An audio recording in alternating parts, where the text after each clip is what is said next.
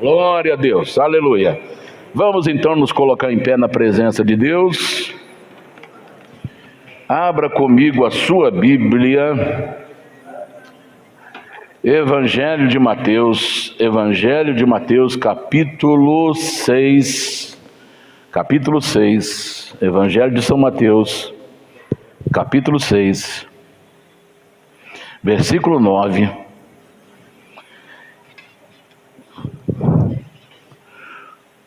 O título da nossa ministração de hoje, que os irmãos gostam sempre de saber o título: Oração, as chaves do reino de Deus.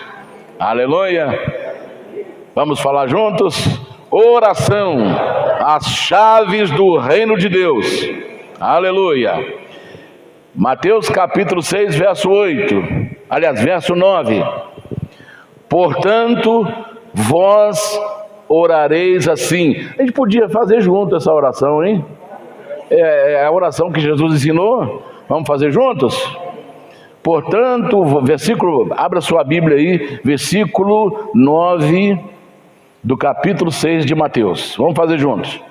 Portanto, vós orareis assim: Pai nosso que estás nos céus, santificado seja o teu nome, venha o teu reino, seja feita a tua vontade, tanto na terra como no céu. O pão nosso de cada dia dá-nos hoje. Perdoa-nos as nossas dívidas, assim como nós perdoamos aos nossos devedores. Não nos induzas à tentação, mas livra-nos do mal, porque teu é o reino e o poder e a glória para sempre. Amém. Aleluia. Agora, capítulo 16 de Mateus também, só virar algumas páginas para frente aí. Capítulo 16 de Mateus, verso 19. Diz assim: E eu te darei as chaves do reino dos céus, e tudo que ligares na terra será ligado nos céus, e tudo que desligares na terra será desligado nos céus. Amém. Feche os seus olhos e vamos falar com Deus. Fale com Deus. Senhor, fale comigo nesta manhã. Derrama sobre mim a tua graça, a tua bênção, a tua unção, em nome de Jesus.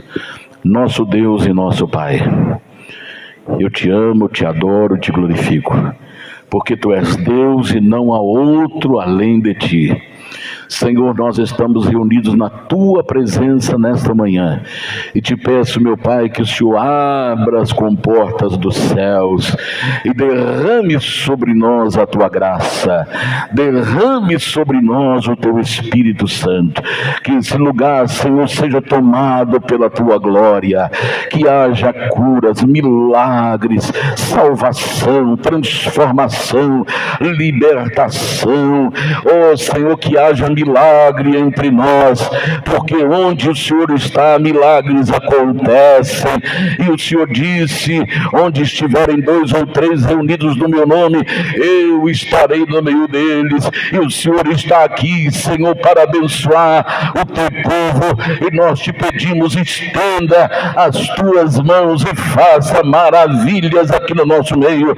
Encha os pastores do Espírito Santo, encha os diaconatos, Senhor, encha o diaconato do Espírito Santo, encha as crianças do Espírito Santo, encha, Senhor, esse jovem do Espírito Santo, encha este homem do Espírito Santo, encha essa mulher do Espírito Santo, encha esse casal do Espírito Santo, encha a tua igreja do Espírito Santo e nos abençoe. Abra, Senhor, as comportas dos céus e derrame o teu Espírito sobre nós, Senhor, e abençoa a tua igreja, preparando-a para o grande arrebatamento, para a grande festa do arrebatamento.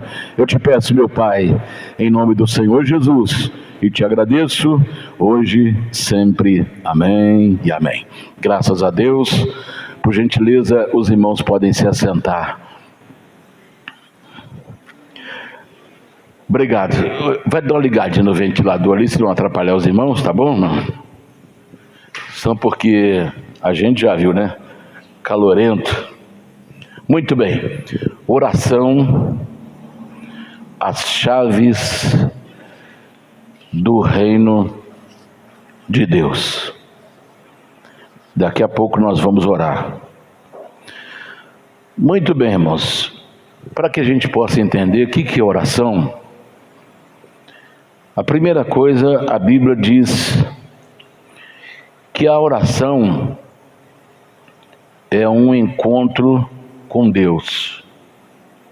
É um encontro com Deus. Quando eu vou para a minha oração, eu estou indo ao encontro de Deus, conforme 1 Crônicas 28, verso 9. 1 Crônica 28, verso 9. São as últimas instruções de Davi para Salomão. Está dizendo: e tu, meu filho Salomão, conhece o Deus de teu pai e serve-o com um coração perfeito e com uma alma voluntária, porque esquadrinha o Senhor todos os corações e entende todas as imaginações dos pensamentos. Se o buscares, como é que ele busca? Pela oração. Se o buscares, será achado de ti. Porém, se o deixares, ou seja, deixar de buscar, rejeitar-te-á para sempre. Então, quando eu vou para a minha oração, eu vou para encontrar com Deus. Eu não o vejo com os meus olhos físicos. Então, o que ele faz? Ele se deixa achar. Você já viu quando a gente era criança, que a gente perdia alguma coisa, a gente usava umas palavras lá para achar aquela chave, aquela bolinha de gude que perdeu, invocava lá algumas coisinhas de superstição, né? Superstição. Eu te dou 3 pulinhos, te dou não sei mais o que, se eu achar essa chave. Então, e não achava nada. Agora, quando eu vou para a minha oração, a encontrar com meu Deus, Ele se faz achar. Eu estou aqui, Daniel. Eu estou aqui, Rosângela. Eu estou aqui, Antônio. Eu estou aqui, Aparecida. Eu estou aqui, Paulo. Eu estou aqui. Então, quando eu vou para a oração, ele vem, às vezes ele chega primeiro do que eu, ele chega primeiro do que você. Quando eu chego lá, ele já está me esperando. Quando você chega lá para buscá-lo, ele já está te esperando, porque ele se faz achar. Então, esse é o primeiro significado da oração, o encontro com Deus. Jesus muitas vezes, está lá registrado, Lucas 5,16, Jesus, ele se retirava secretamente para lugares desertos. Está ali, olha, ele porém se retirava-se para os desertos e ali orava. Quer dizer, Deus, o próprio Jesus, dando exemplo para nós, porque ele não veio como Deus, ele veio como homem.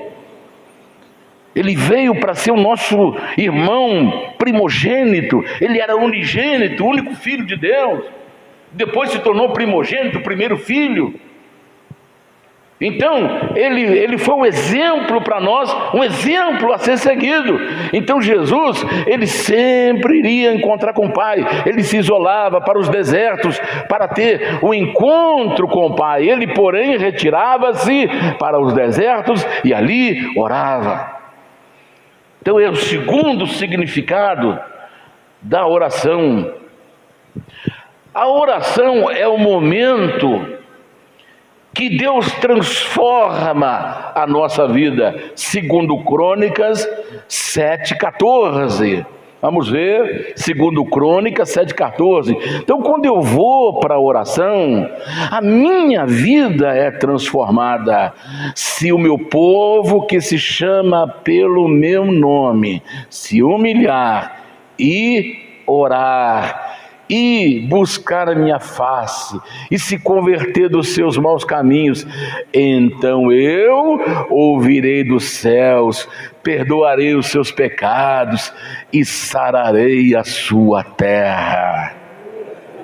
Quando eu vou para a oração, é onde eu sou curado das minhas enfermidades, é onde eu sou fortalecido das minhas fraquezas, é onde eu sou restaurado, é onde as portas se abrem para mim, é onde Deus manifesta a sua glória, é onde Deus começa a ouvir dos céus e vem para curar as nossas enfermidades, vem para curar a nossa vida material, espiritual, física, emocional, psicológica. É onde Deus vem operar um milagre na vida da gente. É quando nós vamos para a nossa oração. A oração traz respostas de Deus ao que pedimos. A Bíblia mostra que Elias, está lá em Tiago capítulo 5, verso 17. Elias era um homem como Daniel, como a Maria, como João, como Sebastião, com todas as suas fraquezas, com todas as suas debilidades, mas ele orou. Vamos ver o que aconteceu. Elias era um homem sujeito às mesmas paixões que nós, e orando, pediu que não chovesse. E por 3 anos e meio, não choveu sobre a terra. Tem continuidade? Me parece que...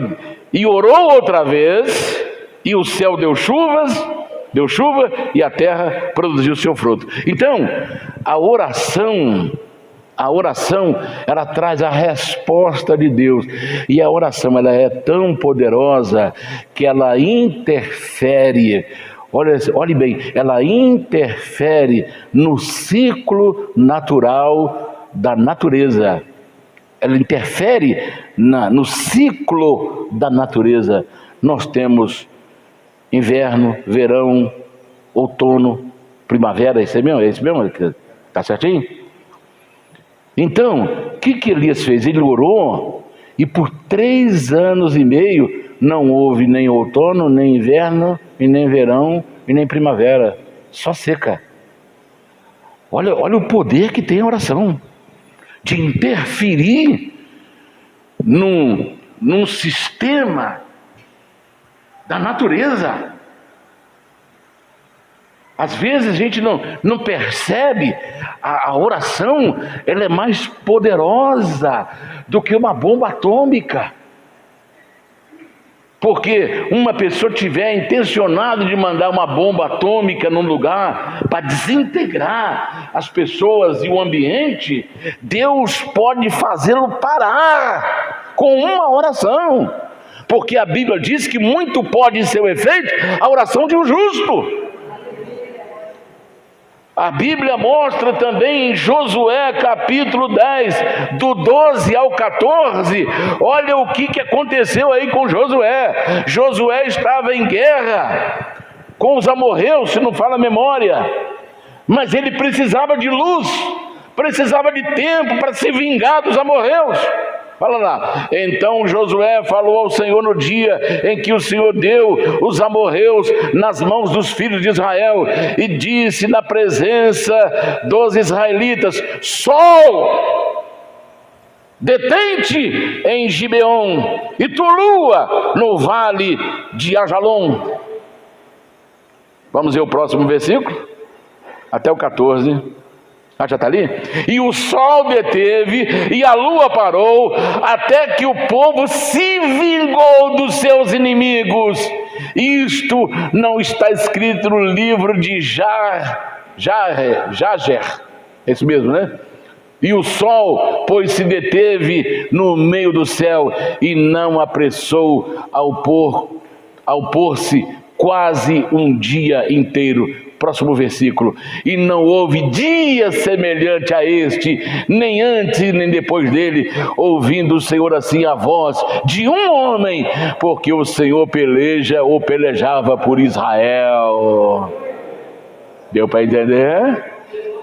Você está observando que quando você vai para dobrar os seus joelhos ali, Deus movimenta céu e terra?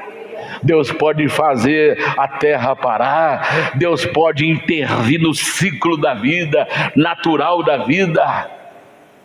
Olha o que pode fazer uma oração. Ela é tão poderosa que ela mexe com o ciclo natural da vida. Aí Jesus vem e ensina como orar. Jesus ensina como orar. Aqui nesse texto que nós lemos de Mateus capítulo 6, que é a oração do Pai Nosso, às vezes a gente faz essa oração, mas essa oração ela é completíssima. Completíssima. Nesta oração existe todos os elementos que nós precisamos para uma aproximação de Deus. Às vezes ela é ter feita de cor e salteado. Por exemplo, nos eventos que nós estamos vendo aí de campanha, aqueles que são por Deus, nação e família e liberdade, estão fazendo essa oração juntos lá em público, aquela multidão, às vezes milhares de pessoas fazendo a oração do Pai Nosso. Então, essa é a oração básica que Jesus ensinou. Então, Jesus mostrou que esta oração que ele ensinou, ela tem eficácia, ela tem poder, porque de acordo com esta oração, ela é acompanhada de 8 elementos, que eu quero passar para vocês hoje. Então, fique tranquilo, se não der para terminar hoje, domingo que vem nós encerramos, mas vamos detalhar para que a gente possa mergulhar em águas mais profundas. Amém? Então, Jesus ensinou a eficácia, o poder que tem a oração que ele ensinou, que nós às vezes passamos assim despercebido. Então, vamos lá. Primeiro elemento da oração que Jesus ensinou. Pode deixar aí aberto no capítulo 6, versículo 9. Primeira coisa que nós encontramos aqui, primeiro elemento da oração: intimidade com o Pai Celestial. Você só pode ter contato com alguém quando você tem intimidade, né? Intimidade é ser íntimo daquela pessoa, amigo daquela pessoa. Você compartilha a sua vida, ela compartilha a vida dela com você. Isso é intimidade. Então, Jesus está ensinando aqui no primeiro versículo, parte A do versículo: Pai nosso que estás nos céus. Irmãos, só quem sabe dizer a falta que faz um pai é quem se tornou bastardo. Ou seja, ele está aí, mas não sabe quem é o seu pai. Você pode observar, todo ser humano, por mais que ele conquiste tantas coisas, quando ele descobre que ele é filho adotivo, ele não se conforma e fala assim: não, eu quero saber quem é meu pai, quem é minha mãe biológica, eu quero saber quem é meu pai biológico. Mesmo que ele não precise de nenhum bem material daquele pai, que ele esteja bem fisicamente, materialmente, mas ele está faltando alguma coisa na vida dele. Ele tem que ter alguém que ele possa chamar de pai legítimo. Um elo da corrente está arrebentada, está faltando um elo daquela corrente. Então Jesus ensinou que quando nós vamos orar, a primeira coisa que nós precisamos é ter intimidade com Deus. Deus não é monstro, Deus não é terror, Deus não faz medo a ninguém. Quando a Bíblia fala em temor de Deus, está falando em respeito e não ter medo. Porque a palavra temor está deturpada como tantas outras aí. Quando fala temor, não é ter medo de Deus. A Bíblia fala que Deus é vingador, que horrenda coisa é cair na mão de Deus vivo. Mas quando ele fala isto, ele está falando de pessoas ímpias, de pessoas que viram as costas para ele, desfrutam das coisas de Deus, mas o negam. Mas aqueles que se aproximam dele, a Bíblia diz, creia que ele existe e que ele é galardoador daqueles que o buscam. Quando nós buscamos a Deus, somos recompensados, somos premiados com galardões. Então a primeira coisa que Jesus ensina aqui, intimidade. E quando nós temos intimidade com a pessoa, nós não temos medo dela, nós temos respeito. Que é uma coisa totalmente diferente de ter medo. Quando os sacerdotes entravam no lugar santíssimo, eles entravam assustados, porque se eles não fizessem todo o ritual, desde o pátio até o lugar santo, e ele entrasse no lugar santíssimo, eu creio que quando ele entrava, ele já entrava tremendo. Porque se ele errou qualquer coisa ali no ritual, lá dentro, quando ele chegasse com o sangue, que ele espargisse sobre o altar do propiciatório, que era a tampa da urna, da caixa, que era chamada de Arca da Aliança, aquela tampa de ouro maciço, onde tinham 2 querubins olhando para dentro da arca, e a esse olhar dos querubins diziam sim, vocês quebraram a lei de Deus, vocês viraram as costas para Deus, vocês desrespeitaram a Deus, porque dentro da arca tinha as tábuas dos mandamentos, dentro da arca tinha a vara seca que floresceu, dentro da arca tinha o maná que alimentou Israel por 40 anos no deserto. Então os querubins estavam assim, olha, com as asas abertas, olhando para dentro da arca, um de um lado, outro de outro, olhando para as leis de Deus que foram quebradas, olhando para as leis de Deus que foram danificadas, que foram desrespeitadas. Então agora o sacerdote chega com a bacia de sangue e esparge sobre o propiciatório, que é a tampa onde estão os querubins. Se ele fez do começo tudo bonitinho, certinho, até o lugar santo,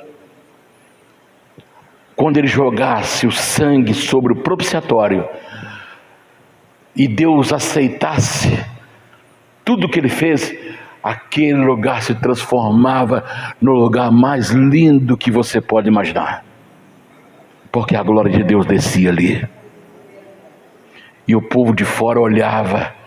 Deus aceitou o nosso pedido de perdão, porque a nuvem vinha e descia sobre o tabernáculo,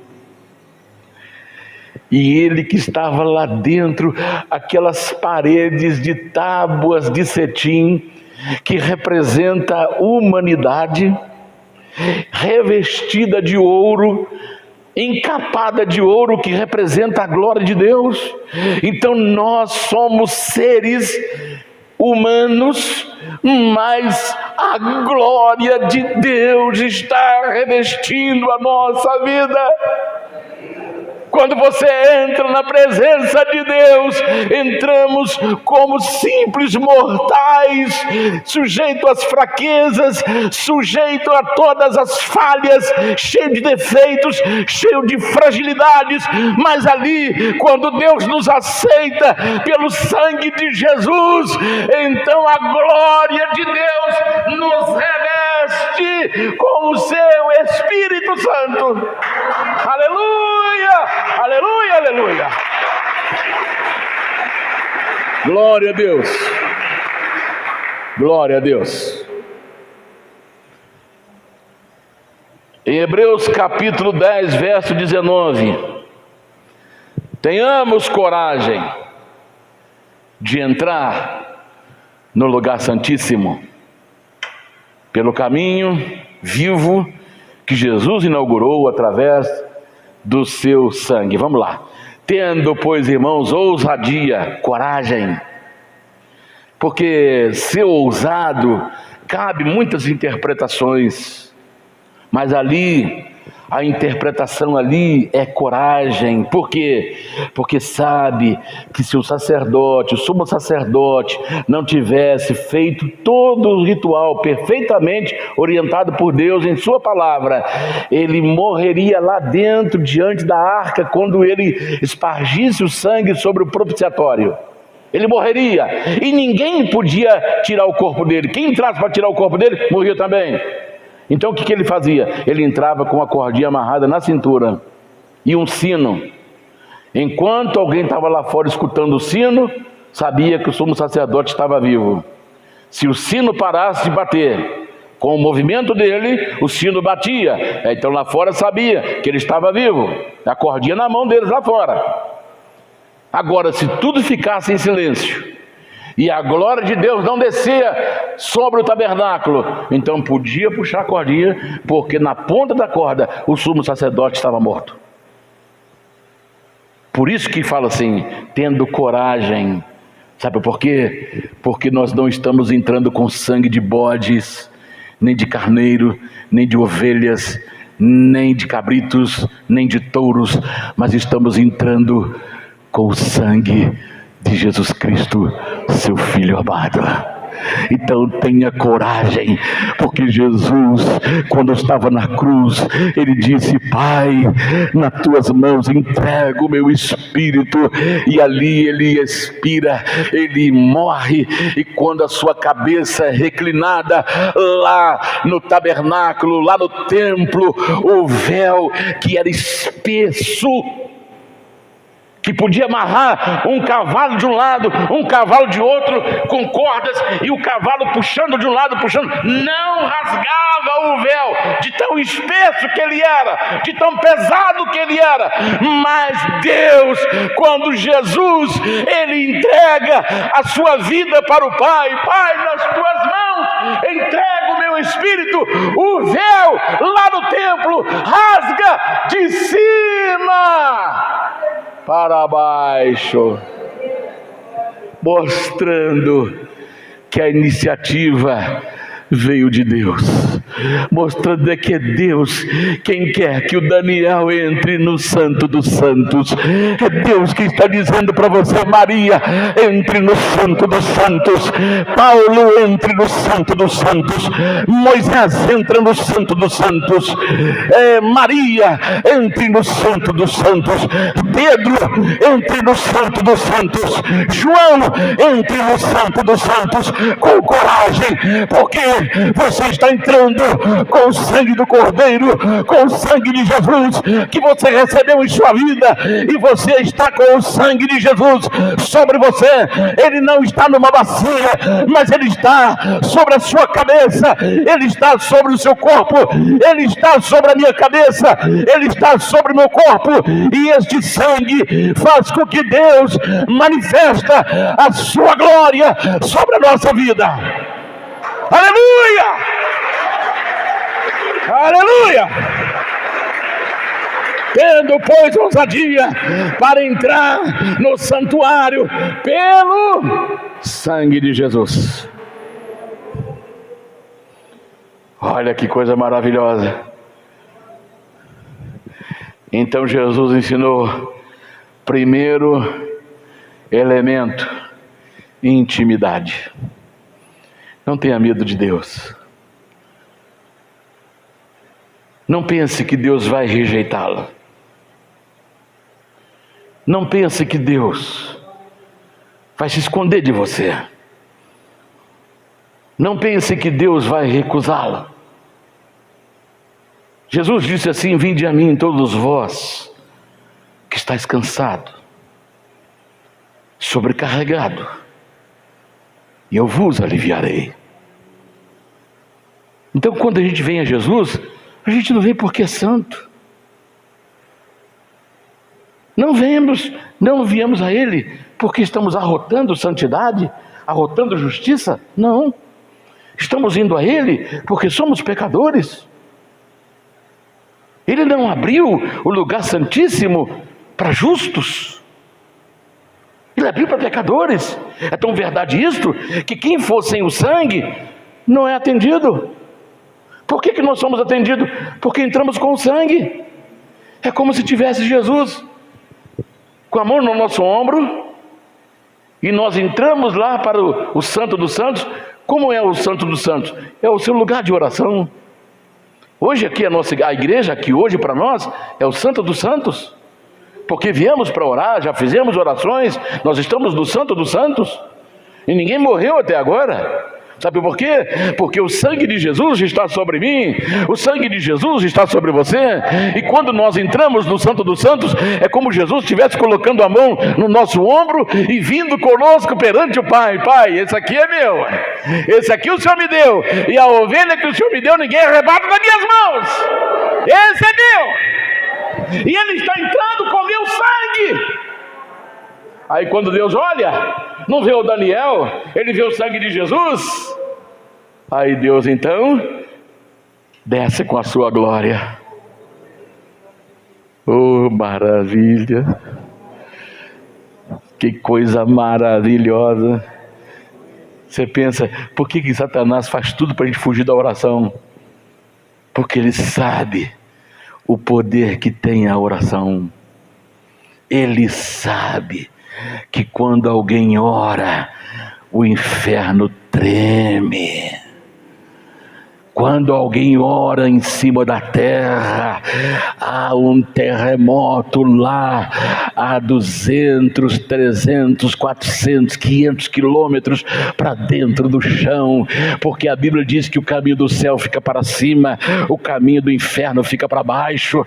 Então, onde Satanás tem os seus movimentos, nos lugares subterrâneos da terra, então quando alguém ora sobre a terra, lá no fundo, lá nos mais profundos abismos da terra, começam a acontecer terremotos, porque alguém está orando lá em cima.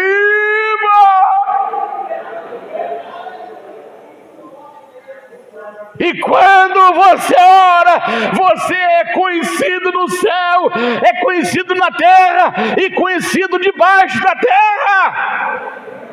Aleluia! Quando você está orando, quando nós estamos orando, os anjos começam, Pai, ele já está orando lá. Quem é? É o Antônio, a glória a Deus. Aleluia! Prepare aí para dar a resposta para ele. É conhecido no céu, é conhecido na terra. Aquele homem lá é de oração, fulano de tal é de oração, e é conhecido no inferno. Quando 7 irmãos foram expulsar demônios de um rapaz, o demônio virou para ele e falou assim: olha, conhecemos Jesus, conhecemos Paulo, e vocês quem são? Então o diabo conhece. O diabo falou assim: olha, conhecemos Jesus, conhecemos Paulo. Quem está falando? O demônio. Conhecemos Jesus, conhecemos Paulo, e vocês quem são? Então quando você ora, você é conhecido no céu, em cima da terra e debaixo da terra. Aquela simples oração que você está falando com Deus, que parece que os céus virou de bronze, parece que a oração bate no teto e volta na sua cabeça. Não.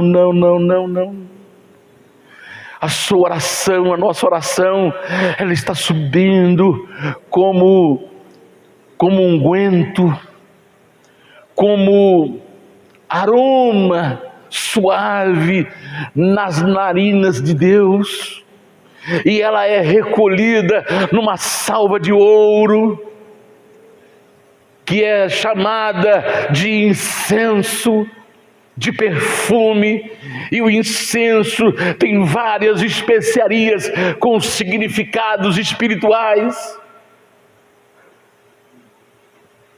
Aquela oração que você está cansada, ai meu Deus, eu não estou aguentando, eu estou fisicamente cansada, eu começo a orar, a minha mente não desgruda, não desliga do problema que eu estou enfrentando, mas vai.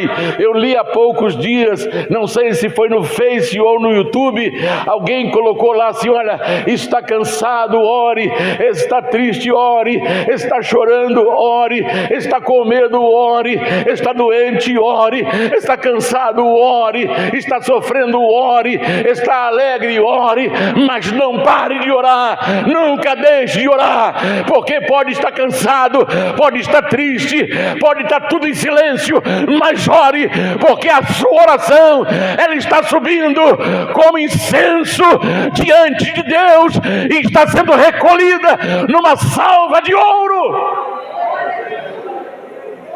Oh, glória a Deus! A glória de Deus já está aqui. Eu estou sentindo a glória de Deus. Aleluia. Aleluia. Jesus ensinou. Primeira coisa, intimidade. Não tenha medo de Deus.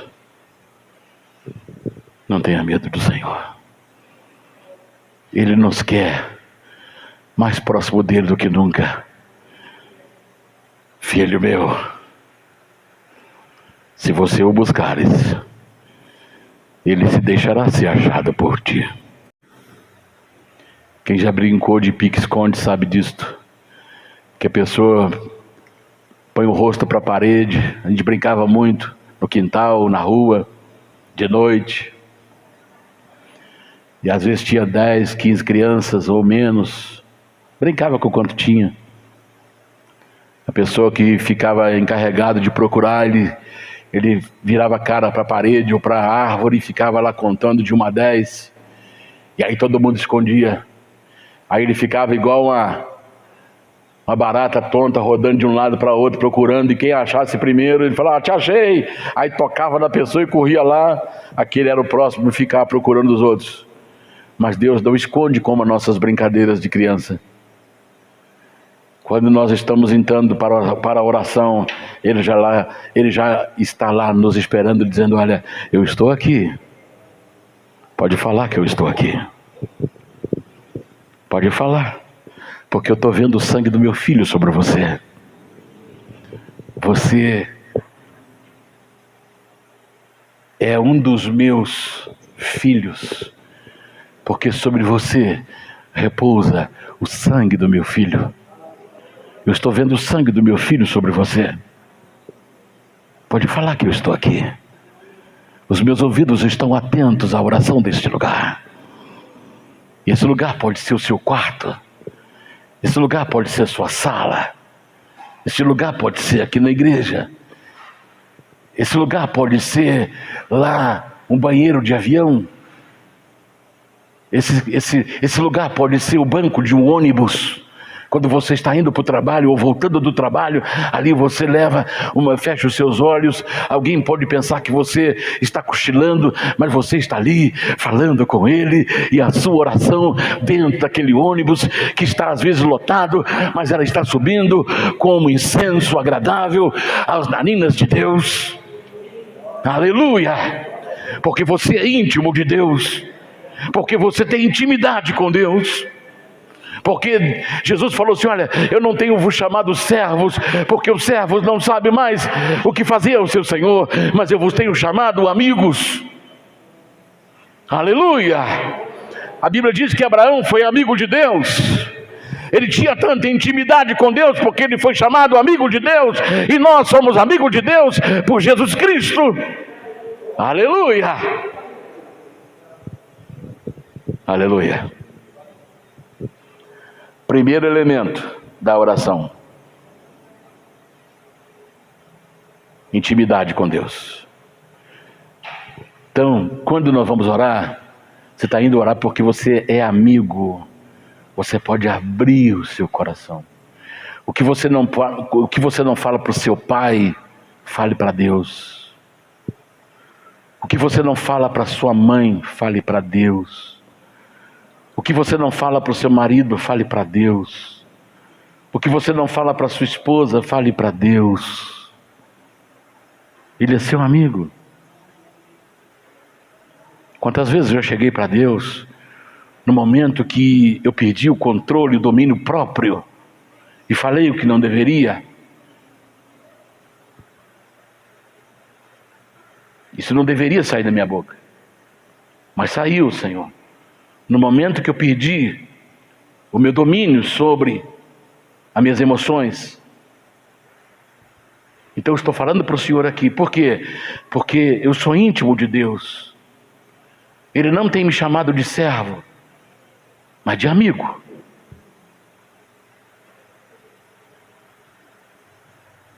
Intimidade com Deus. Intimidade com o Pai. Por isso que ele disse assim: quando você for orar, Pai nosso que estás no céu. Pai. Eu estou vendo a Eloá falando as primeiras palavrinhas. Ela fica assim: mamãe, mamãe. Eu acho aquilo muito bacana demais. Aí agora ela está falando assim, ela chega lá, às vezes eu estou no escritório preparando, aí ou eu estou no quarto, ela levanta e vai no quarto. Aí eu escuto o batidinho dela lá na porta lá: vovô, vovô, vovô. Mas o vovô não está lá, o vovô está lá no escritório. Aí eu falo: estou aqui. Aí ela vai lá e tufo na porta. Aí vem. Aí ela chama papai, já está falando: papai. Não tem coisa melhor. Jesus falou assim: não tem coisa mais extraordinária do que você poder chamar alguém de pai. Jesus, na oração sacerdotal, ele falou: Pai Santo, glorifica-me com a glória que eu tinha antes da fundação do mundo. Glorifica-me, Pai Santo. Como é gostoso ter pai. E você que tem, faz tudo para o seu pai e agradá-lo. Faz tudo pelo seu pai. Faz tudo pela sua mãe. Porque a coisa mais extraordinária que tem é quando nós temos intimidade com Deus. Não seremos rejeitados, não seremos bastardos, não seremos órfãos de pai vivo. Porque tem muita gente órfã de pai vivo. Quantas pessoas que estão destruindo-se nas drogas, no álcool. Ele é órfão de pai vivo, porque o pai olha para ele e ele se ingerindo, se enchendo de drogas, se autodestruindo, e Deus está falando: venha, me procure que eu vou te ajudar, eu vou te livrar. Eu vou encher o seu ser. Mas ele é filho, ele é órfão de pai vivo. Não que o pai o abandonou, mas ele virou as costas para o pai. E o pai está sempre esperando que ele volte. Como Jesus contou na parábola do filho pródigo, que chegou para o pai, o filho mais novo. Herança só se distribui quando há o falecimento dos pais. Aí são distribuídas herança. mas ele pediu herança com os pais vivos, porque a ideia dele, o pensamento dele era nunca mais voltar para casa. Ele estava levando todos os direitos que ele tinha para nunca mais voltar para casa.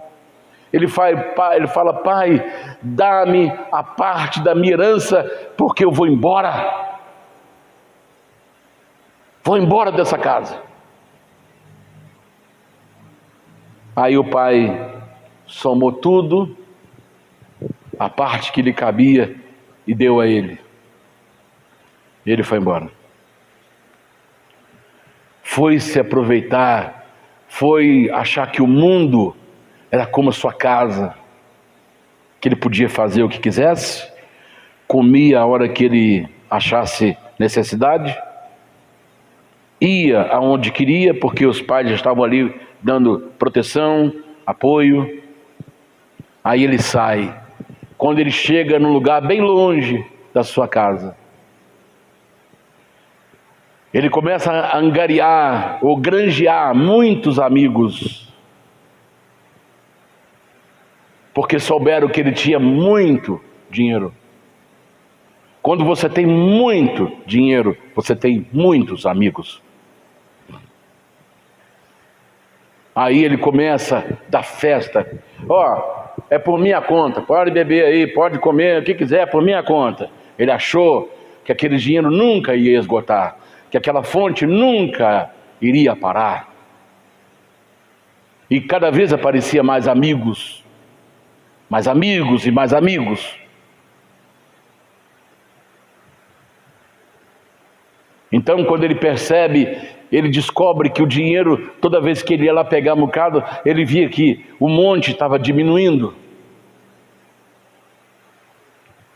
E chegou um ponto, quando ele entra nos aposentos dele, ele não vê mais nenhuma moeda, nem de ouro, nem de prata. E os amigos dele estão todos esperando ele, e ele fala: não tem mais dinheiro. Agora é a vez de vocês pagarem as despesas. Todo mundo foi tirando, virando as costas, indo embora. Ele fica só, e ele percebe que o chamativo era o seu dinheiro. E aí ele começa a perceber que ele não tem mais recursos para comer. E ele não estava acostumado a trabalhar, porque o pai dava tudo. E ele começa então a procurar emprego para poder se sustentar, porque ele sabia que ele não tinha mais direitos em casa. Então ele começa a procurar emprego, e o único emprego que ele acha é cuidar de porcos. E isso para o judeu era coisa imunda, porque o porco era considerado na cultura judaica como animal impuro. Olha, se você quiser cuidar dos porcos, está aí. Aí ele falou: não tem jeito. Então ele teve que passar por cima das suas tradições religiosas e culturais para poder matar sua fome. E quando chegava a comida dos porcos, que era chamado de bolotas, ele colocava lá no coxo do porco, ou jogava lá no chiqueiro, vamos dizer assim. Os porcos comiam aquilo com a boca boa, e ele olhava para os porcos comendo, e o estômago dele vazio, e ele pensava assim: daqui a pouco eles vão trazer a minha marmitex, que não vinha. Os porcos alimentavam, e o estômago dele roncando de fome. Aí o que aconteceu? Ele desejou comer a comida dos porcos. Quando você perde a intimidade com o pai, quando você larga o pai, você começa a comer comida de porcos. comida de porcos, sobra de porcos. Ele desejou comer as bolotas dos porcos. Aí ele lembra do pai. Ainda bem que lembrou a tempo. Porque há situações que não há tempo de voltar atrás. Há situações que a pessoa não consegue voltar mais atrás. Ele já se afundou tanto, ele já se distanciou tanto, que ele não consegue achar o caminho de volta. Aí ele começa a lembrar: puxa vida, lá na minha casa tem pão com fartura, eu comia a hora que eu quisesse. Puxa vida, onde eu estava com a cabeça, que eu saí de casa,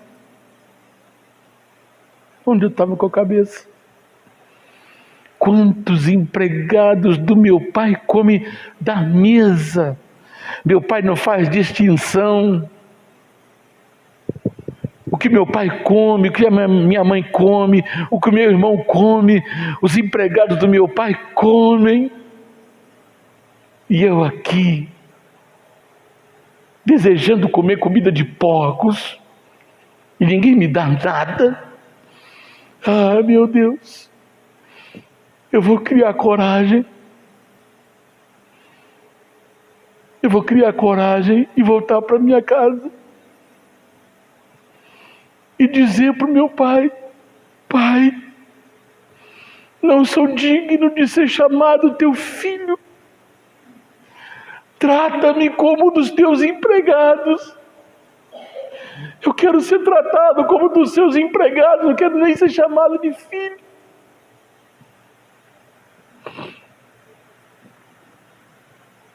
E ele cria coragem. Arruma um jeito de voltar para casa. Diz uma ilustração que aquele filho mandou uma carta antes, dizendo assim: pai, eu vou passar de trem na frente da nossa casa. Se o senhor me quiser de volta, põe um pano branco na frente da nossa casa. Porque quando eu estiver passando de trem e eu ver o pano branco, eu sei que eu serei aceito em casa. Mas se não tiver o pano branco, eu não vou nem descer do trem, eu vou passar direto. Que eu sei que vocês não me querem mais. Aí ele entrou no trem, segundo a ilustração. Ele entrou no trem. E quando o trem estava se aproximando da sua casa, ele temeu em olhar. Ele temeu em olhar. Será que tem alguma coisa, pelo menos um paninho pequeno branco lá para me descer? Aí quando ele olha, ele não vê um pano branco, mas ele vê centenas de panos brancos.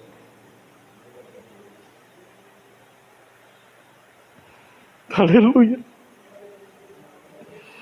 Esse é o pai. Ainda que o filho se rebelou, ainda que o filho fez o que não deveria ter feito, o pai está ali sempre. E segundo a ilustração, todos os dias o pai saía e olhava lá para o final da estrada para ver se o filho estava cambaleando. Eu me lembro quando eu comecei na juventude, o nosso grupo de jovens fez uma peça teatral com essa parábola do filho pródigo. E nós nos preparamos muito com jejum e com oração para que nós fizéssemos esse teatro com a parábola do filho pródigo. Aí eu lembro que o rapaz que fez o papel de filho pródigo, O pai olhava sempre, ele saía de casa, olhava sempre com a mão assim na peça teatral. Eu fui um dos componentes da peça.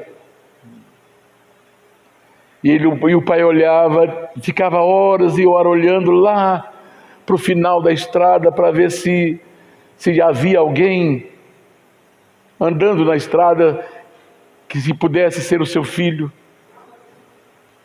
Aí ele olhou num certo dia e viu alguém cambaleando. Aí ele foi olhando isso na peça, ele foi olhando aquele moço cambaleava de um lado para outro. Aí quando foi chegando, o pai falou: é meu filho. E saiu lá, correu, pulou sobre os ombros dele, pulou sobre os ombros do pai, e abraçaram e choraram. O pai o beijou. Ele estava cheirando porcos, ele estava fedendo, sem banho, roupa fedida. Mas o pai o abraçou e levou para sua casa. Esse meu filho estava perdido e foi achado. O filho pródigo volta para casa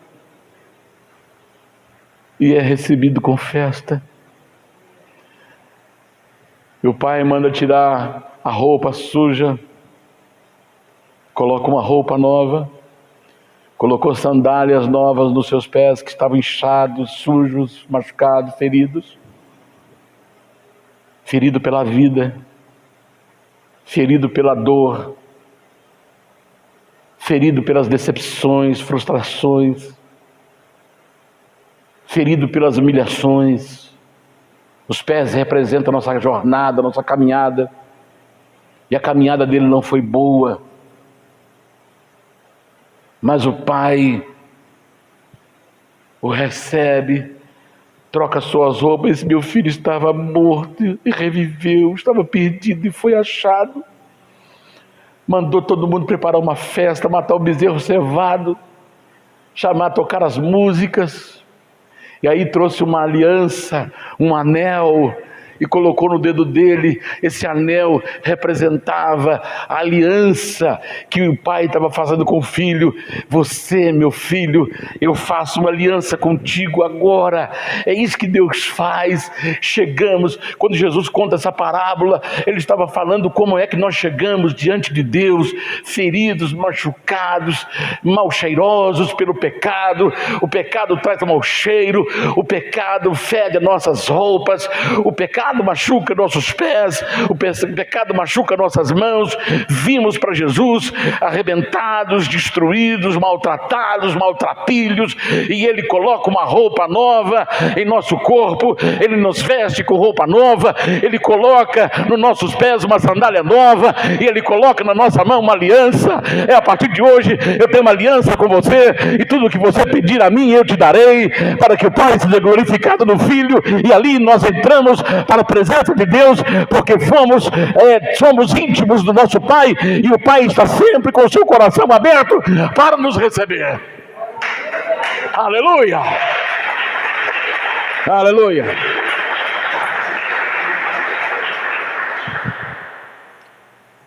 Eu vou parar por aqui. Como eu disse no começo, não tenho pressa, porque nós queremos mergulhar neste manancial de Deus. Amém?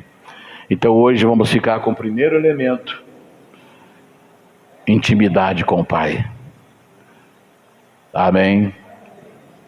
Vamos orar. Coloque-se em pé, por gentileza. Vamos orar. Essa mensagem não está encerrando hoje. Vamos encerrá-la domingo que vem, neste mesmo horário, neste mesmo local. Amém? Feche os seus olhos. Nós temos um Pai. Nós podemos chamá-lo de Pai. Meu pai já foi embora, minha mãe já foi embora, mas eu não perdi meu pai. Eu tenho um Pai que está nos céus. Eu posso chamá-lo de Pai. Pai, Pai, eu te amo. Pai, eu te adoro. Como Jesus, Pai Santo. Pai Santo, glorifica-me com a glória que eu tinha antes da fundação do mundo. Pai Santo, abrace esse filho pródigo, esse filho que me assiste pela rede social, que foi experimentar o mundo e agora está com os pés feridos, humilhado, maltratado, maltrapilho, cheirando a pecado, cheirando a carne. Está lá, Senhor, sendo consumido pelo álcool, sendo consumido pelas drogas. Pai Santo, ele está querendo voltar para casa, Senhor, e a tua palavra diz: vinde, benditos do meu Pai. Senhor, receba esse filho que me assiste pela rede social. Receba esse filho que está aqui hoje, Senhor, e abra as comportas dos céus e derrame o teu Espírito sobre nós. Encha, meu Deus, este homem. Encha, meu Deus, esta mulher. Encha, meu Deus, este pai. Encha, Senhor, esta mãe. Encha esta criança. Venha, Espírito Santo, encha a tua igreja, encha os pastores, encha os diáconos, encha essa criança, encha essa mãe, encha esse pai, encha esse casal, encha essa casa, que a tua glória possa, Senhor, descer sobre nós agora, aleluia, e que a tua glória possa nos revestir nesta manhã, porque o Senhor é o nosso Pai amado. Aleluia, aleluia. Obrigado, meu Deus, porque o Senhor me deu a oportunidade de chamá-lo de Pai. Obrigado, Senhor. Obrigado, Jesus. Te amo, te adoro e te glorifico. Aceite a nossa oração. Aceite a nossa gratidão, a nossa adoração, o nosso louvor, em nome de Jesus Cristo, teu Filho amado, o nosso irmão mais velho, o nosso irmão primogênito, a quem deu a sua vida por mim, a quem deu a sua vida por nós. Obrigado, Senhor. É em nome dele que nós te pedimos hoje e sempre. Amém e amém.